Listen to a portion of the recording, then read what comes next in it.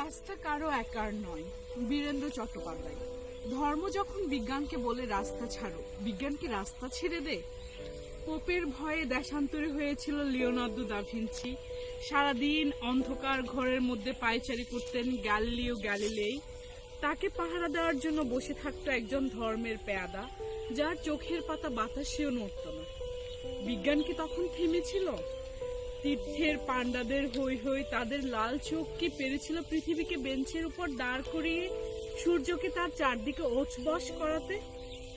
ধর্ম যতদিন দুঃখী মানুষকে বেঁচে থাকার সাহস দেয়, ততদিন রাস্তা নিয়ে কারো ঝগড়া থাকে না। রাস্তা কারো একার নয়, বরং তাকেই একদিন রাস্তা ছাড়তে হয় যার স্পর্ধা আকাশ ছুঁয়ে যায়। বিজ্ঞান যখন প্রেমের গান ভুলে ভাড়াটে জলাদের পোশাক গায়ে চাপায়, আর রাজনীতির বাদশারা পয়সা দিয়ে তার ইজ্জত কিনে নেয়, আর তার গলা থেকেও ধর্মের ষাঁড়েদের মতোই কর্কশ আদেশ শোনা যায়, রাস্তা ছাড়ো, নইলে।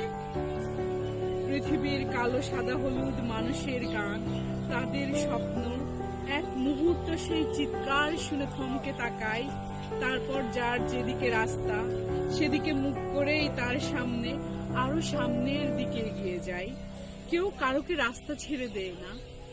যতদিন এই পৃথিবীতে গান থাকে, গানের মানুষ থাকে।